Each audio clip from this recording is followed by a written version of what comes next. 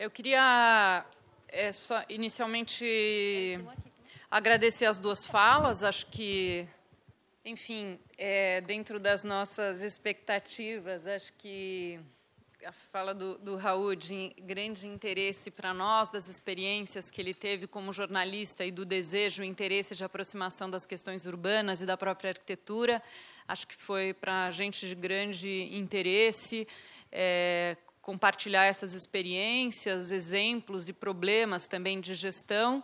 E sei que a gente podia ficar dias aqui conversando com o Raul, porque todas as experiências na China, os processos de construções e desenvolvimento das novas cidades, enfim, nós tivemos outras oportunidades de conversar com ele.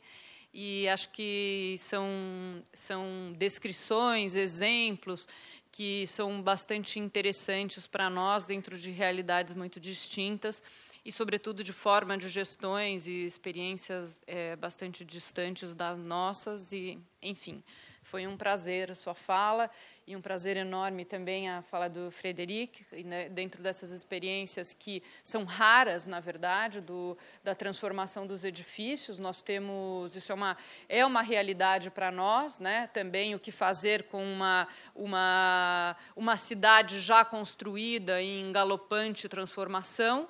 Então, nós temos exemplos raros, e foi uma apresentação belíssima. Quero agradecer muito.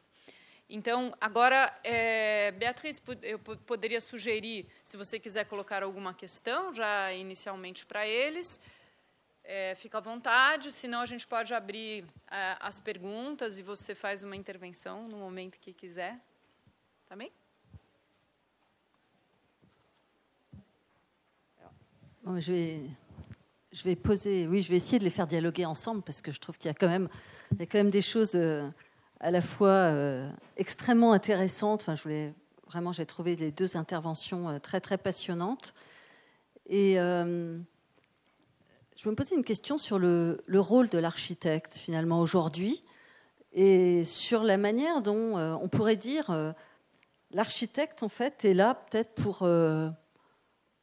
pour transformer l'histoire, réparer ce que certains considèrent comme les erreurs politiques, parce que Raoul, d'un côté, nous a parlé de beaucoup d'erreurs, beaucoup d'égarements,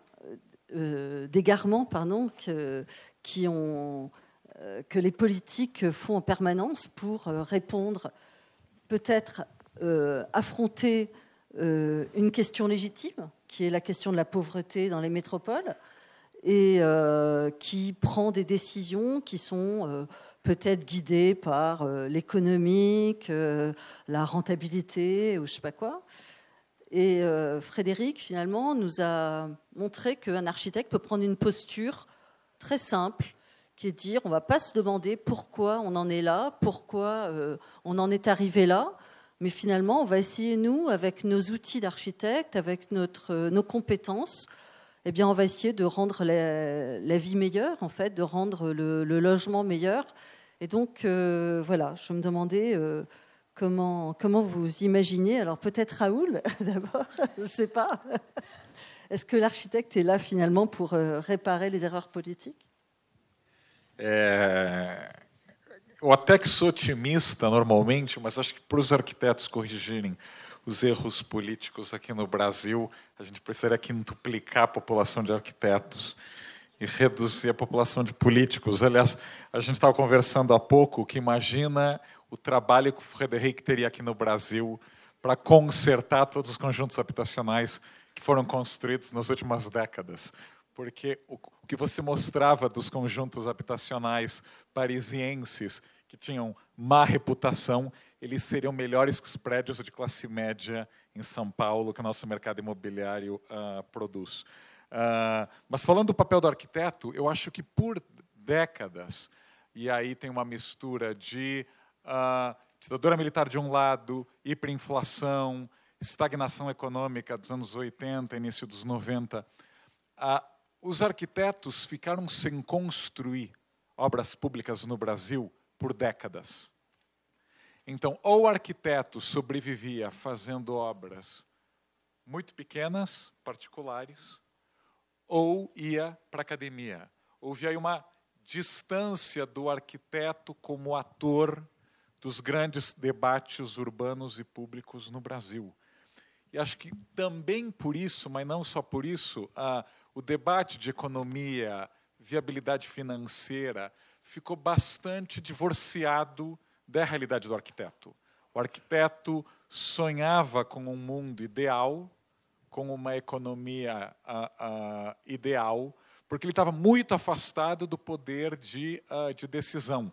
Não que o Brasil tenha melhorado tanto assim, e acho que Copa e Olimpíada são grandes exemplos de como os arquitetos ficaram alijados do debate e da decisão, mas pelo menos hoje em dia você já vê os arquitetos tendo que debater prazos, projeto executivo, viabilidade financeira. A gente sabe que o político adora inaugurar a obra, mas não pensa nos gastos que vêm depois, na manutenção. A manutenção não dá voto, não dá festa de inauguração, não dá foto no jornal.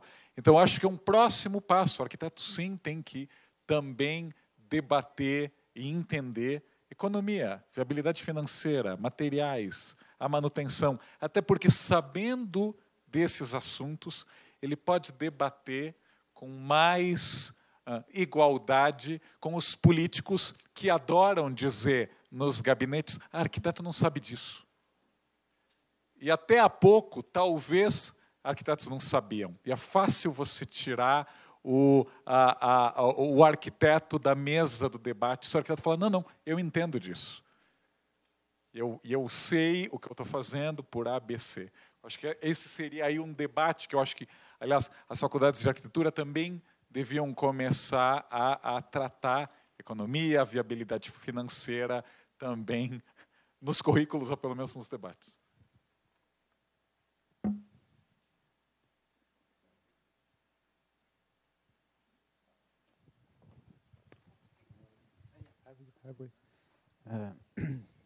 Oui, c'est vrai que la question de l'économie,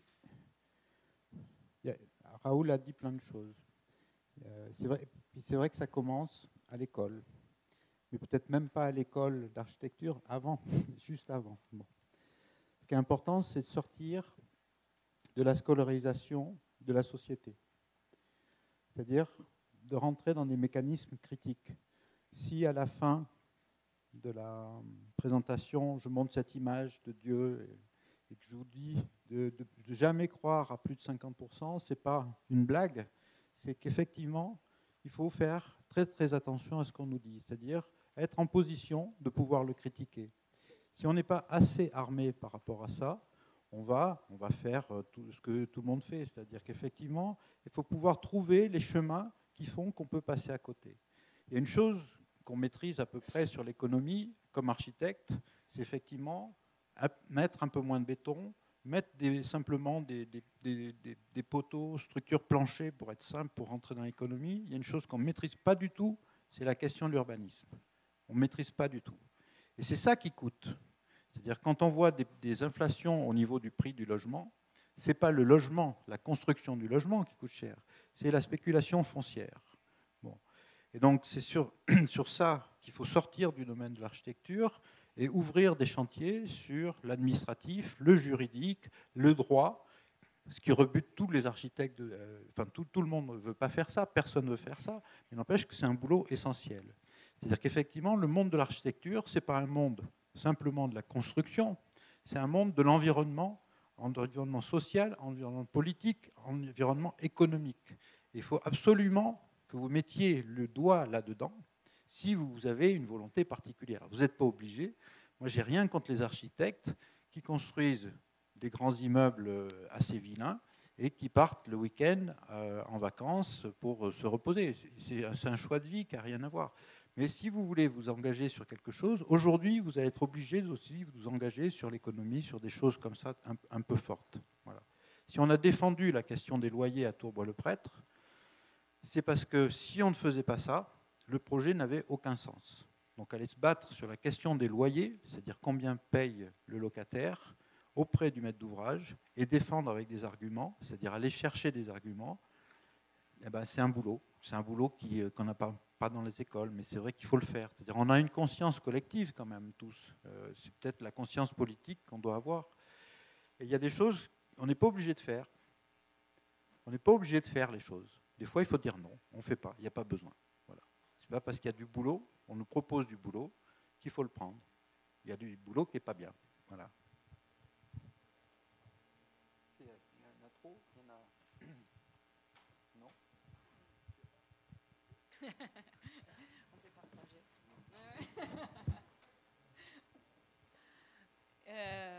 Eu queria só retomar muito rapidamente essa questão que o Raul coloca, né? Acho que hoje existem mais oportunidades de projetos públicos, né? Mas há uma parcela muito pequena de projetos públicos que são efetivamente construídos. E a parcela ainda menor ainda dos projetos do que foi construído que sejam conforme o que foi projetado. Aí é um pouquinho assim, mas temos exemplos, né, Beth? De toda forma, acho que existe uma mudança, e essa mudança a gente costuma dizer, assim, colegas aqui dentro da escola, o nosso escritório, que fazemos muitos projetos públicos e urbanos, né, a gente costuma dizer que, vamos dizer, o enfrentamento da questão, o caminho que nós vemos, a luz no fim do túnel, é que o projeto em si tem uma função. Ele passa a ser, como a gente estava conversando, o projeto é um documento, eles são desenhos, imagens e dados para que a gente possa discutir sobre bases mais claras, mais verdadeiras, né? Na verdade, uma discussão que se dá no processo da sua execução, mas quando você chega a um termo, a uma finalização, vamos dizer, pelo menos em parte de um processo desse projeto, você tem, na verdade, um material, um documento para continuar tendo um debate público dos processos e das possibilidades de transformação das nossas cidades e dos nossos edifícios. Vamos abrir? Alguém queria colocar alguma questão? Nenhuma? Oh,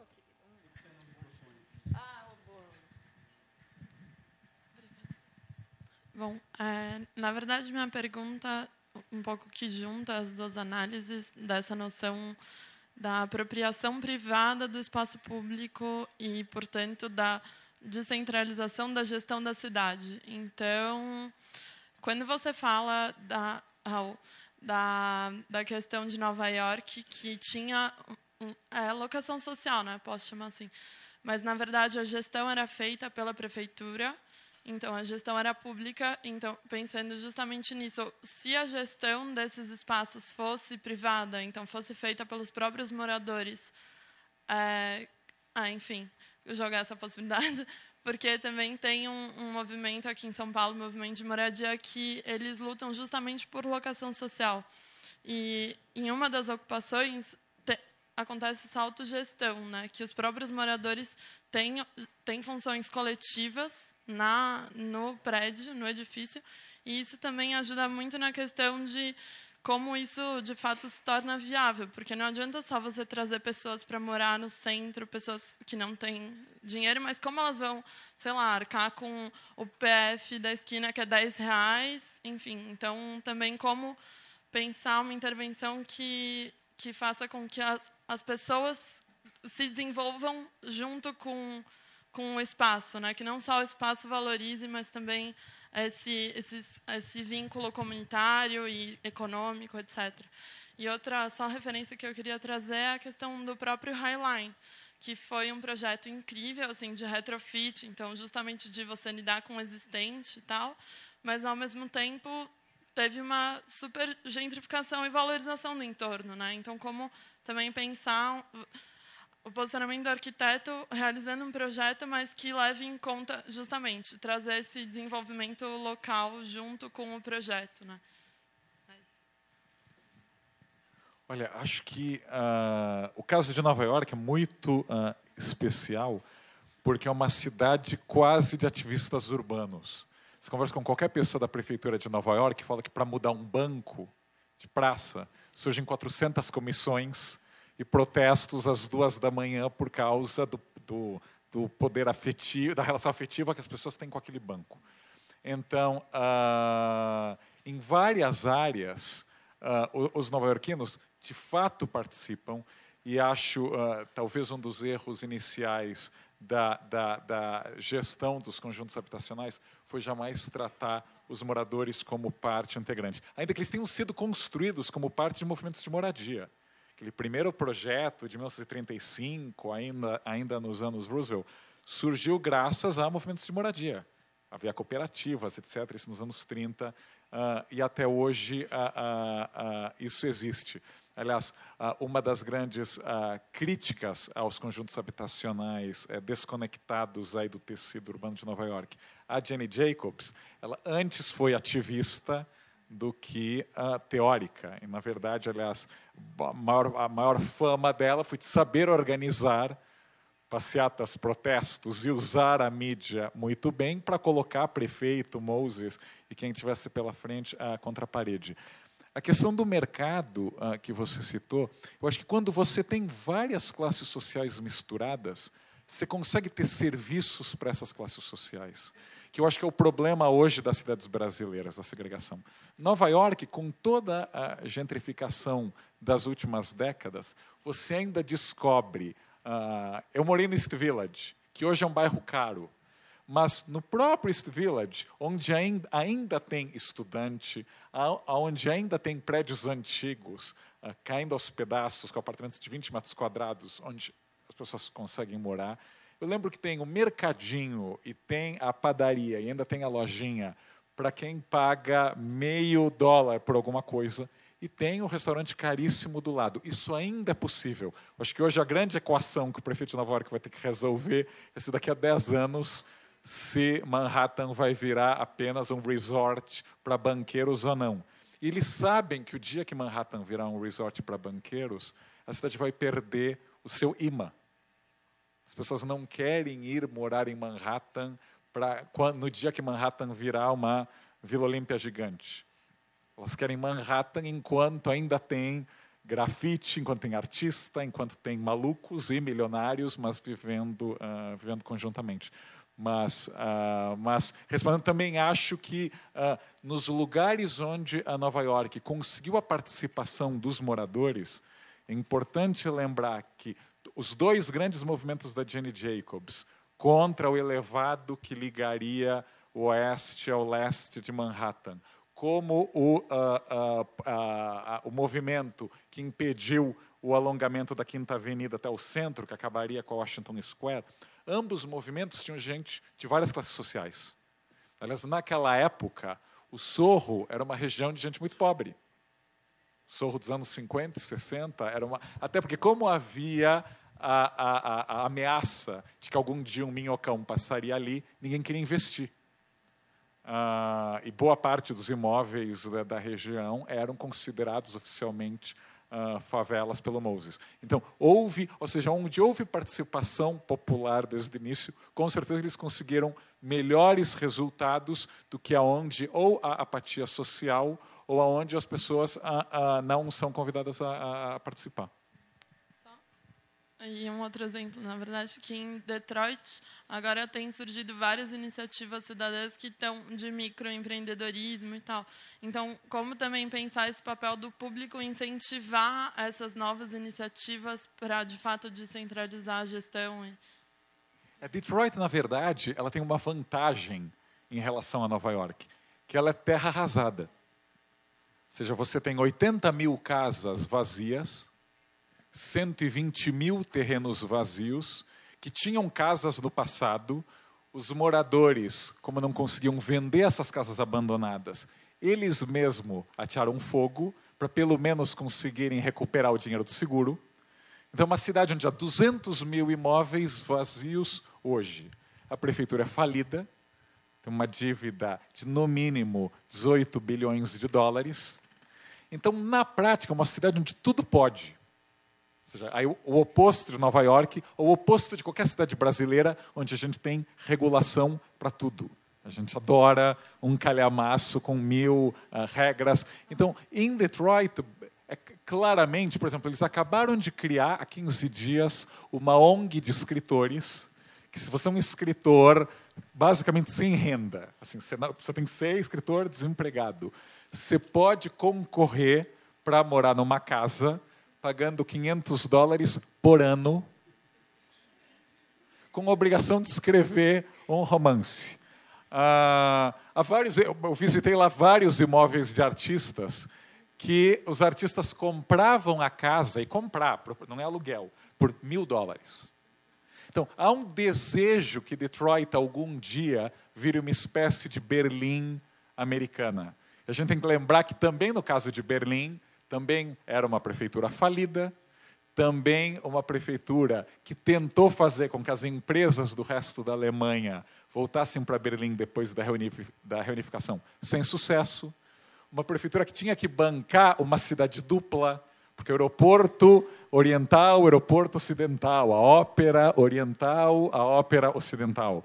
Ou seja, com um único orçamento e onde poucas empresas quiseram voltar. Isso, de alguma maneira, como Berlim, ao contrário de Nova York, não conseguiu atrair os banqueiros de Frankfurt, ou os empresários de Hamburgo, ou de Munique, etc., conseguiu ter um aluguel mais barato do que... Hoje já está mudando, porque aí também é artista demais. O perigo de Berlim virar o Brooklyn em alguns anos é grande. Mas acho que Detroit tem essa vantagem, de alguma maneira, de ser terra arrasada. Então, é um lugar onde, da prefeitura aos empresários, à população local, elas querem que você invente algo, porque não dá para manter 200 mil imóveis vazios na cidade.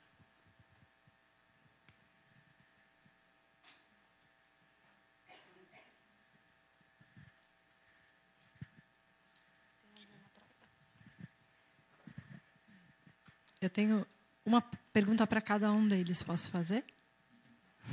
Então, tá.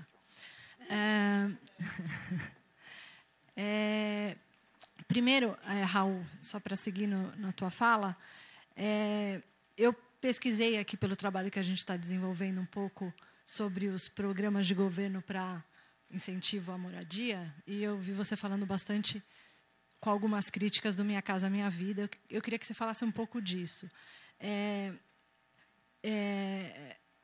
Concordo plenamente das falhas e eu vivi em casa, a minha empregada buscando um imóvel para comprar aqui em São Paulo, e aí quando você vê que o valor máximo financiado na capital é de 76 mil, é muito difícil para qualquer pessoa achar um imóvel de 76 mil aqui. E aí era um dilema que ela me dividiu comigo, que ela tinha que ter a renda de menos de 1.600, mas ela precisava de um financiamento acima dos 76 mil, porque a construtora... Assim, uma loucura, né? Então, ela tinha que ter uma renda abaixo de 1.600, só que ela tinha que ter uma renda acima, porque a construtora tinha que financiar mais. E aí, esse é um ponto, né, do Minha Casa Minha Vida.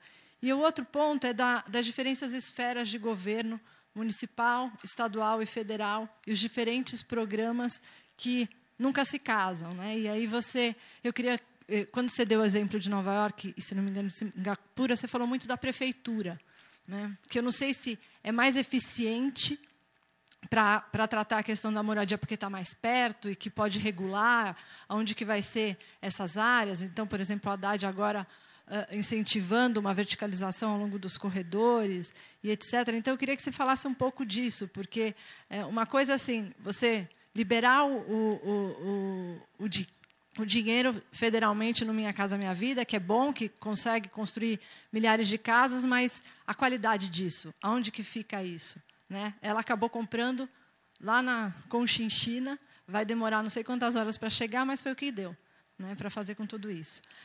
Para o Frederic, eu queria fazer uma pergunta muito simples. Eu parabenizar o trabalho e fico muito feliz em me dar conta de que uma das premissas do trabalho que a gente está fazendo coincide com o seu trabalho de não demolir e aproveitar o que está construído. E como que você falou muito rapidamente da estrutura, que é uma estrutura leve e cara, e eu observei, pelo menos pelo primeiro projeto, que me parece ser uma estrutura parasita na estrutura existente. Então, só rapidamente, se você pudesse falar um pouquinho dessa estrutura.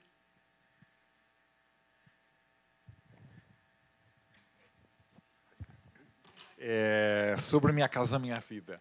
Eu acho que tem... concordo, quando eu falei das prefeituras, acho que, de fato, a resposta tem que ser local. Acho que não é o governo federal que tem que criar um modelo que se aplique no Brasil inteiro. Ou seja, o metro quadrado de São Paulo não tem nada a ver com o metro quadrado de uma cidade média em Goiás ou no Mato Grosso.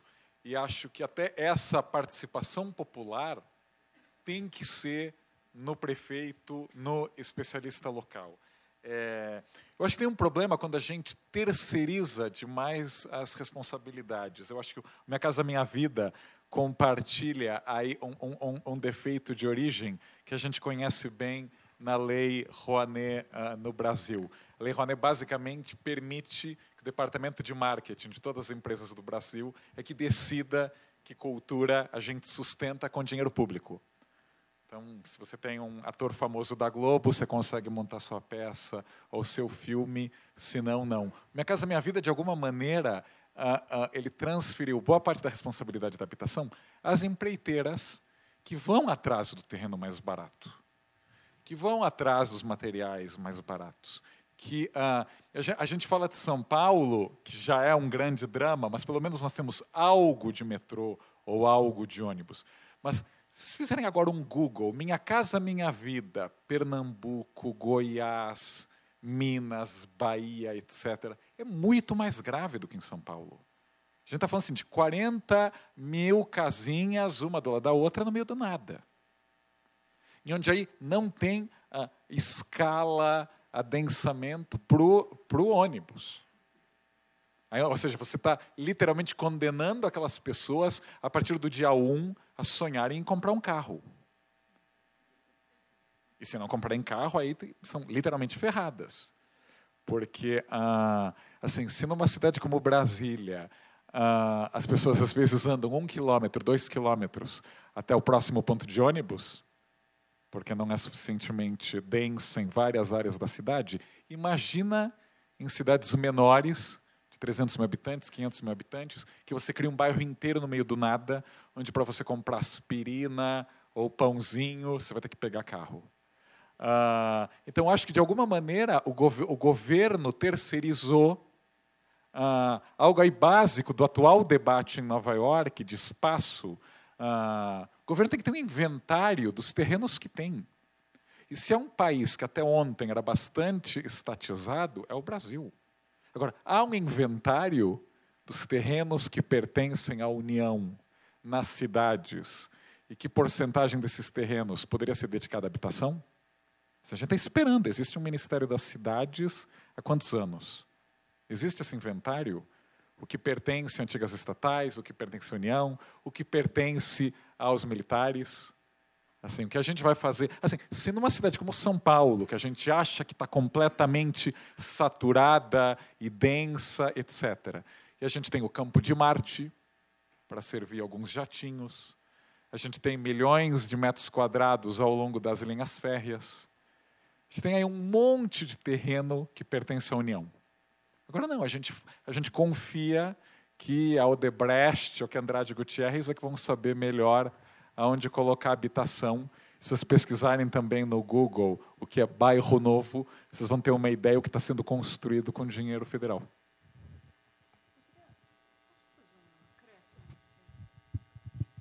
Eu queria só acrescentar uma coisa à fala do Raul, né? Lembrando, vamos dizer, quais são os parâmetros de conformação de cidade que tem na Minha Casa Minha Vida, né? São questões muito, vamos dizer, tem uma questão muito básica, assim, que não é permitido fazer uso misto para você fazer Minha Casa Minha Vida. Então, nós estamos num ponto assim que é bastante grave. A explicação para isso ela vem em função de métodos de financiamento, da Caixa Econômica e tudo isso. Bom, mas então tá na hora da gente buscar outros métodos. Não, assim, chegam a coisas como essa. Nós estávamos olhando uma lista, acho que a Ana Cláudia vem falar sobre Minha Casa Minha Vida aqui, e um pouco contar um histórico, acho que é importante ouvir, entender as particularidades. Eu acho que o Minha Casa Minha Vida está diretamente ligado a uma dificuldade efetiva de gestão no Brasil, né? Então, da relação entre esses níveis de governo, né? Porque, de fato, não tem uma ligação direta com as políticas habitacionais municipais, né? Esse compromisso, esse vínculo com projetos urbanos. E chega a coisa que a gente estava olhando no escritório outro dia, né? De, assim, os apartamentos todos acessíveis, assim, só para dar um exemplo, né?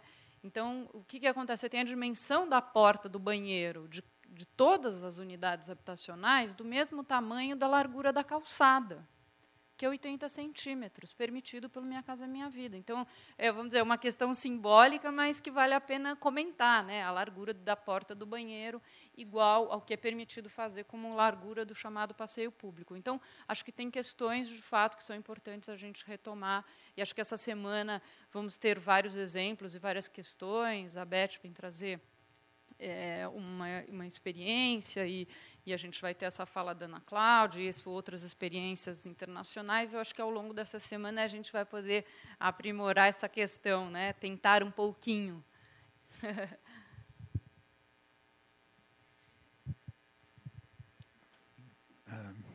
I have to speak about toilets. No? No. Vous parlez, la question, c'était sur les extensions. Votre question, l'économie, les extensions. Comment ça tient? Oui. Enfin, je voudrais. Ouais. Chaque situation est particulière. Et chaque situation est particulière en termes de structure, de bâti, et d'occupation et d'usage. Ce n'est pas forcément une réponse. Le projet de la Tour Bois-le-Prêtre, c'est-à-dire donner des balcons, des jardins d'hiver, ce n'est pas forcément une réponse architecturale.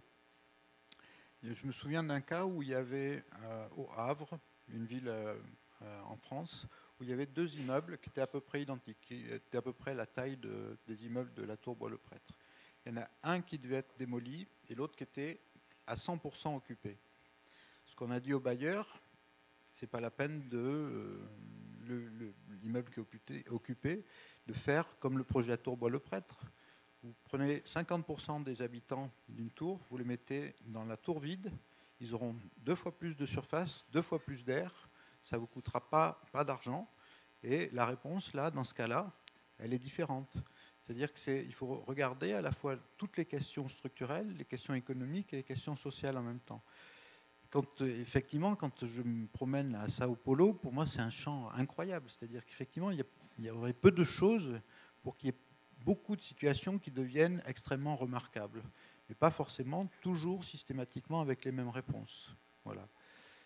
Parce que le climat est comme ça, parce qu'on ne peut pas peut-être descendre les fondations au droit des immeubles, parce qu'il y a d'autres contraintes. C'est-à-dire qu'il faut travailler toutes ces contraintes-là avec toujours le même objectif, être le maximum, donner le maximum avec le peu qu'on a, et être au maximum généreux, et s'occuper des gens qui sont à l'intérieur et non pas des politiques qui sont à l'extérieur.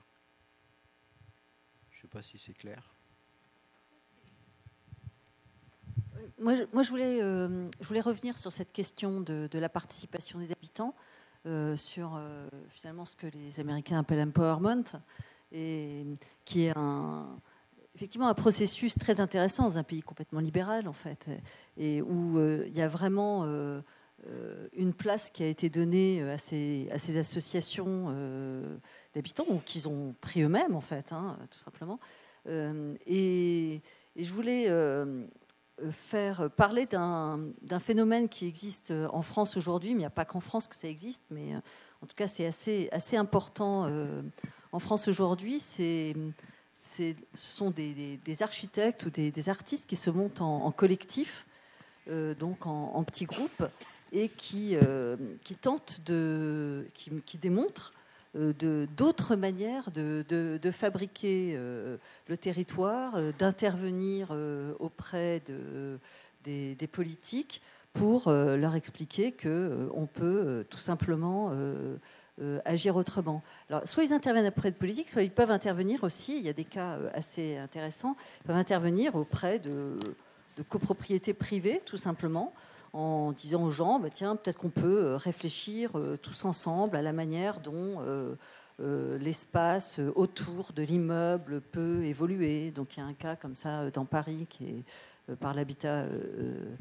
autogéré, qui est tout à fait intéressant. Et donc je pense qu'il y a des voies. C'est un peu ce que je voulais dire tout à l'heure, c'est qu'il y a des voies possibles pour des architectes qui prennent des postures un peu différentes. Alors évidemment, elles vont pas, on ne va pas intervenir sur les questions, parce que tout ce qu'on raconte là, c'est vraiment des questions foncières, en fait. Hein. C'est des villes qui n'ont aucune politique foncière et qui donc préfèrent aller construire des logements dans les champs parce que c'est plus facile, moins coûteux. Et voilà, c'est une logique Excel, en fait, hein, de tableau Excel, tout simplement. Donc on ne se pose pas la question de l'habitabilité des lieux, de potentiel foncier ailleurs, etc. On se pose la question du quantitatif et voilà, on gère des gens dans un tableau Excel, quoi. Voilà. Mais je pense qu'il faut réfléchir aussi à des contre-propositions qui peuvent être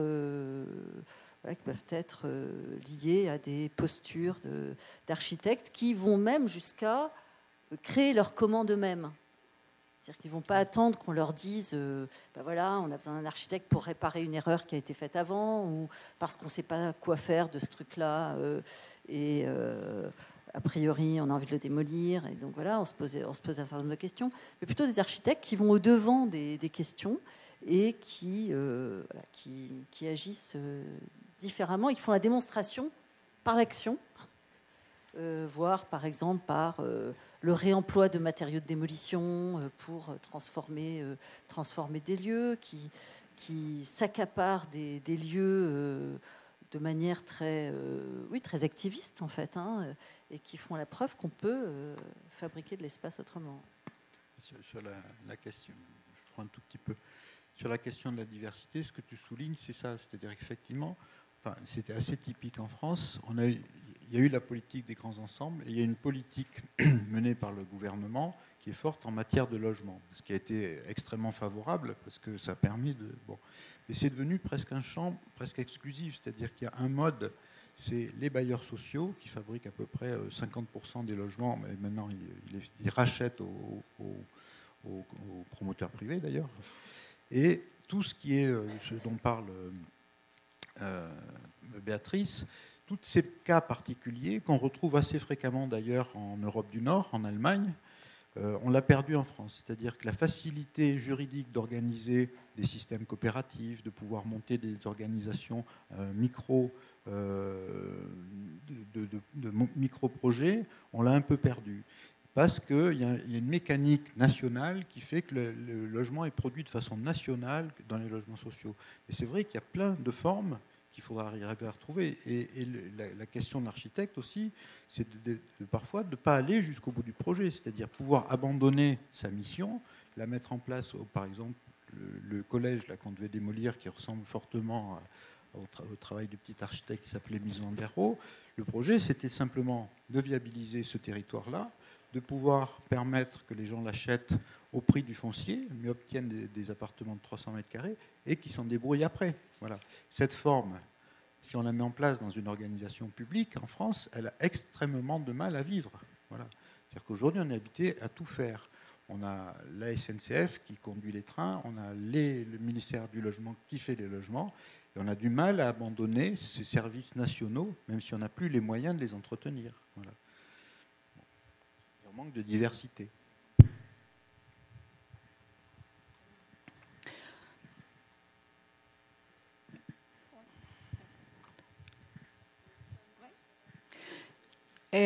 Eu queria algumas questões que eles já começaram a colocar que eu estava sentindo falta na discussão, né? Uma primeira é a questão da financiarização do mercado imobiliário, né? Isso, por exemplo, porque a gente tem tanto morador de rua nos Estados Unidos, talvez por conta do papel que o mercado imobiliário passou a desempenhar na economia e as taxas de lucro que ele demanda e o uso da terra. Então, tem toda uma discussão e a pressão que a gente está sofrendo aqui no Brasil com a internacionalização do capital das grandes indústrias que vem construir aqui. Então, esse papel, eu acho que é uma coisa que falta colocar nessa discussão. E outra coisa que ela já acabou de colocar é a política de uso e ocupação do solo, né? A nossa geração, pelo menos, acreditou que a gente ia conseguir construir as ferramentas do Estatuto da Cidade, as EIs, que iam conseguir processos de controle do mercado imobiliário.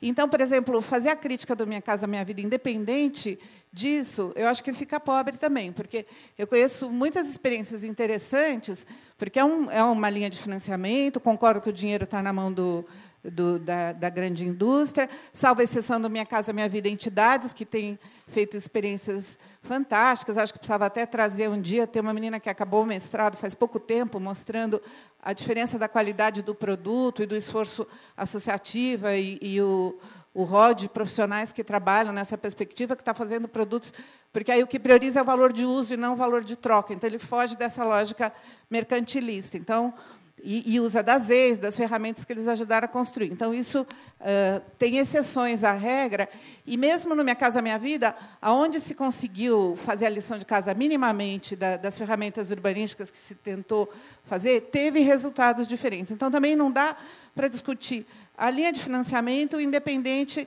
da política de uso e ocupação do solo que você constrói e você legitima. Então, acho que falta um pouco nessa discussão e acho que tem oportunidades, várias coisas para continuar a discutir.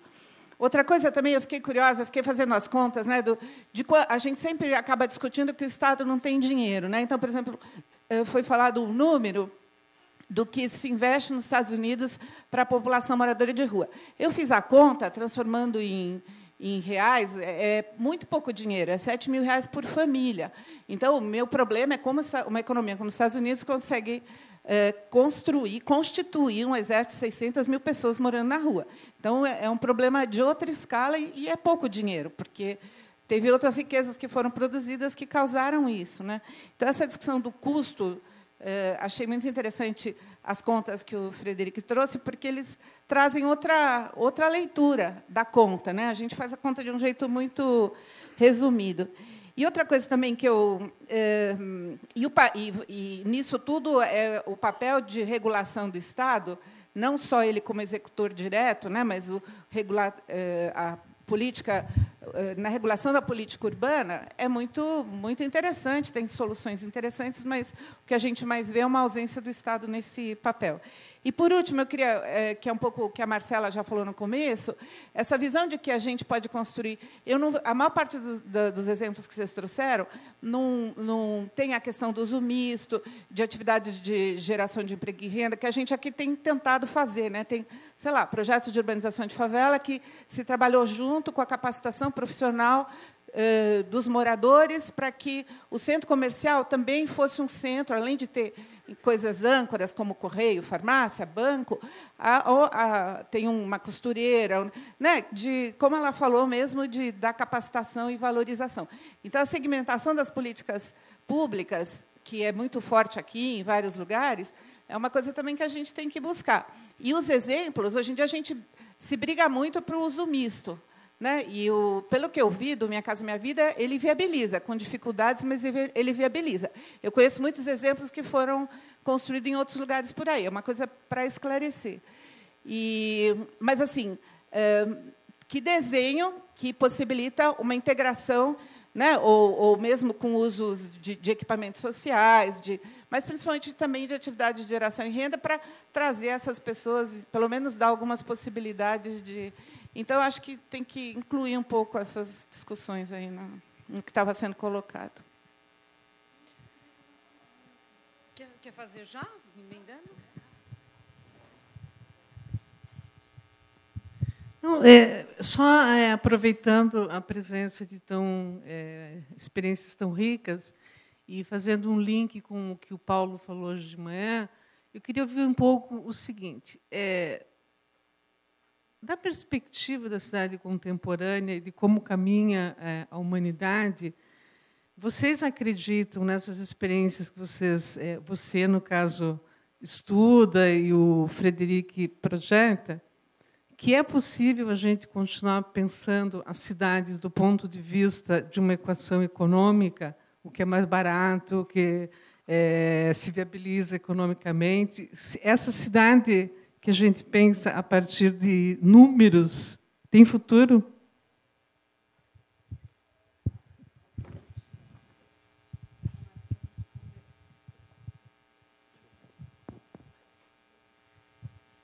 Sur l'économie, oui, je crois que c'est un futur, oui.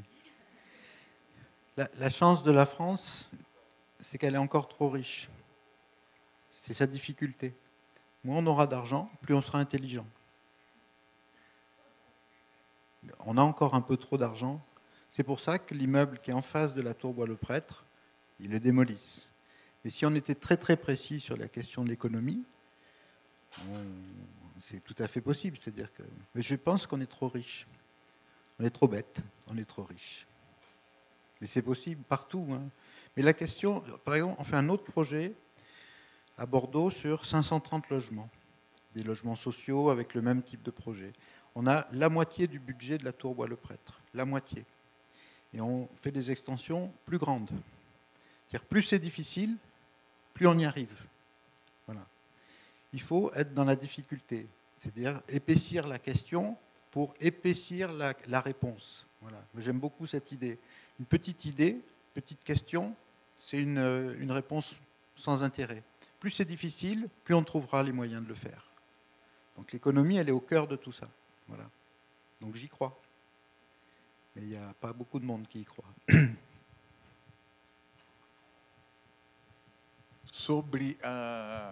Sobre os números dos moradores de rua nos Estados Unidos. A gente tem que ter cuidado. Tem diferenças aí brutais entre Brasil e Estados Unidos. Dos moradores crônicos de rua, que há cerca de 200, 250 mil, 60% deles têm ou problemas mentais ou têm problemas de vício. Além desses 60%, tem a questão dos veteranos. Os veteranos de guerra são 20% desses moradores de rua crônicos. Então, aqui, eu não sei os números, mas suponho que no Brasil, boa parte dos moradores de rua são moradores de rua por questões ligadas à pobreza e não o problema mental, e não o problema de dependência química, etc. Porque eu acho que a grande diferença eu falei muito de Nova York porque acho que tem muitos pontos em comum com uma São Paulo, onde o metro quadrado está cada vez mais caro. Mas a gente tem que pensar que Nova York é uma exceção e não é a regra nos Estados Unidos. Assim, as cidades que mais crescem nos Estados Unidos são cidades no sul e no sudoeste. E o grande problema é como elas crescem. Acho que aí é o que afeta o planeta, o que nos afeta e o que afeta os modelos que algum dia tomara China e Índia não copiem. Ou seja, o pobre americano, ele consegue comprar uma casa e consegue construir uma casa, mesmo quando ele está oficialmente abaixo da linha da pobreza. Talvez essa seja a grande diferença em relação ao Brasil. O problema é onde ele constrói essa casa. Ou seja, houve uma inversão na última década e que ela tá aumentando, que é, se nos anos 60, 70 e 80, as classes médias e altas dos Estados Unidos queriam morar longe das áreas centrais e as áreas centrais eram praticamente abandonadas para os mais pobres, agora está acontecendo o oposto. As classes altas estão voltando para o centro, o metro quadrado dessas áreas está ficando caríssimo. Então, os mais pobres e os imigrantes estão ocupando os subúrbios onde antes as classes afluentes estavam. E boa parte dessas cidades americanas não tem limite aonde crescer. Você pega Houston, que é uma das cidades que mais cresce no país, que já é a quarta maior população, ela cresce 50 quilômetros, 60 quilômetros e vai crescendo. E nesses lugares, o terreno é bastante mais barato, a construção pré-fabricada é muito mais barata. Ou seja, até quem tem casa vai morar a 1 hora do seu trabalho. Como, infelizmente, o preço da gasolina tem descido bastante nos Estados Unidos por causa das descobertas lá de energia, que é um outro grande assunto, se esse modelo virar o modelo americano, é ruim para o planeta inteiro. Eu acho que no Brasil a questão do sem-teto, do movimento por moradia, tem muito mais a ver com uma pobreza extrema que nos Estados Unidos é muitíssimo menor. Se a gente pegar porcentagem, assim, a pessoa que é considerada abaixo da linha da pobreza nos Estados Unidos ganha cerca de $18 mil por ano. que é uns 40 e poucos mil reais. Então, quem ganha menos de 4 mil reais por mês nos Estados Unidos é considerado abaixo da linha de pobreza. Por isso que, às vezes, a comparação, a gente pega números, mas tem tanta gente... eu tive em bairros muito pobres dos Estados Unidos, o grande problema é onde eles estão cada vez mais distantes, ele tem problema de emprego, de sustentabilidade, etc., mas eles têm a casa, eles têm o teto, eles têm o carro na garagem, etc. Acho que o tipo de crescimento é o grande problema. Sobre Minha Casa Minha Vida, eu repito, acredito que haja exceções de uso misto. Agora, a gente não pode, no século XXI, num projeto que tem como meta fazer 5 milhões de unidades habitacionais, comemorar que alguns projetos tenham uso misto, que alguns projetos tenham uma curadoria melhor. A gente não pode. A gente já fez esses erros anos 70, anos 80, anos 90. Assim, não é possível que em 2010 ou 2011 a gente comemore que uma pequena minoria talvez dê certo. Acho que já existe debate, literatura, conhecimento de que esse é um modelo que já deu errado.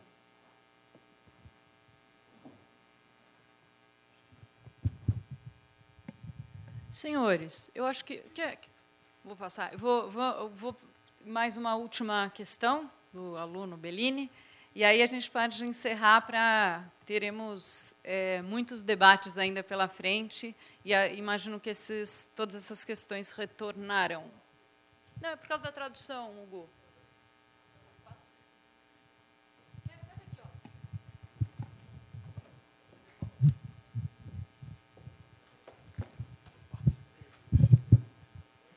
Bom, eu só queria...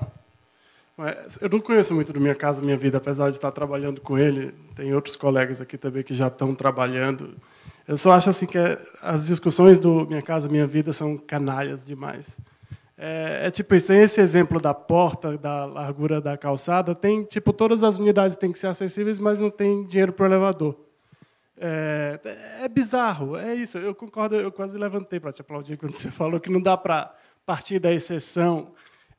E é essa coisa, você discute habitação como número. Né?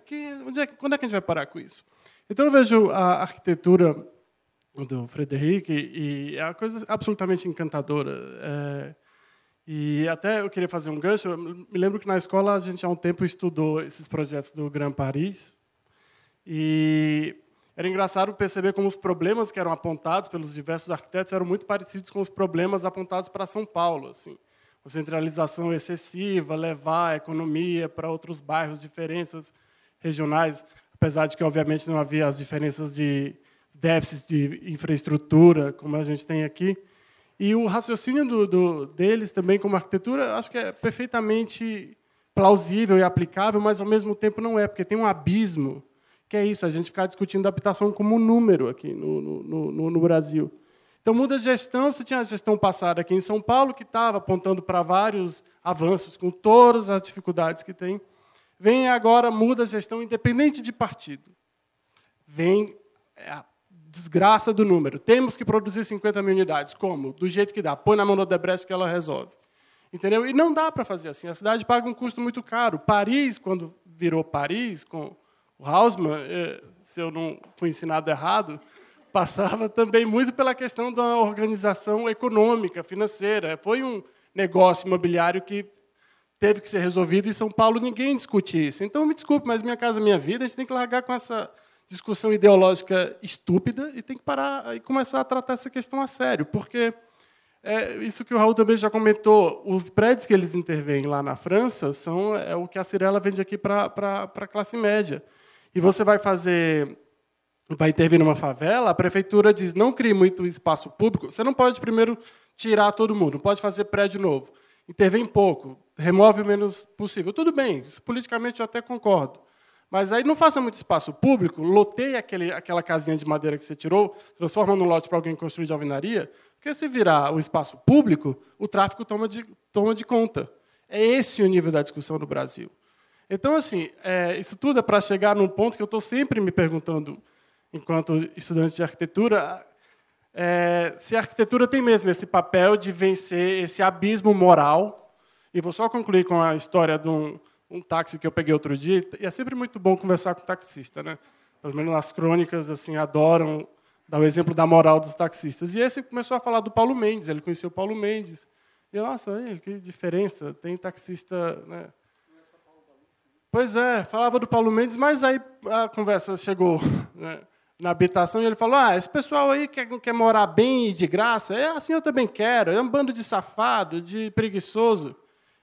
No Brasil falta esse mínimo de decência moral, assim, de um senso coletivo, para haver uma pressão da sociedade que exija que o poder público se comporte de uma maneira menos indecente, menos canalha. É uma discussão muito calhorda, eu acho. E assim, a arquitetura consegue vencer isso? Eu cada vez mais acho que não.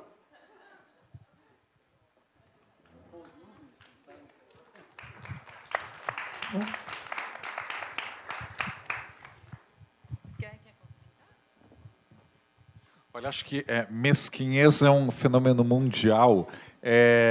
Sobre esse projeto do Sem Teto lá nos Estados Unidos, que é muito recente, eu vi no mínimo uns 3 programas de TV americanos que as pessoas diziam com todas as letras como o governo está sustentando quem fez tudo errado na vida.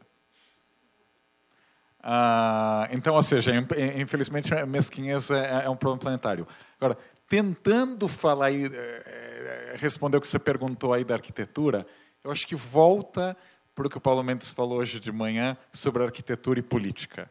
Eu acho que no modernismo, nós estamos num dos poucos países do mundo onde o modernismo foi mainstream, foi establishment, teve assim no topo do poder.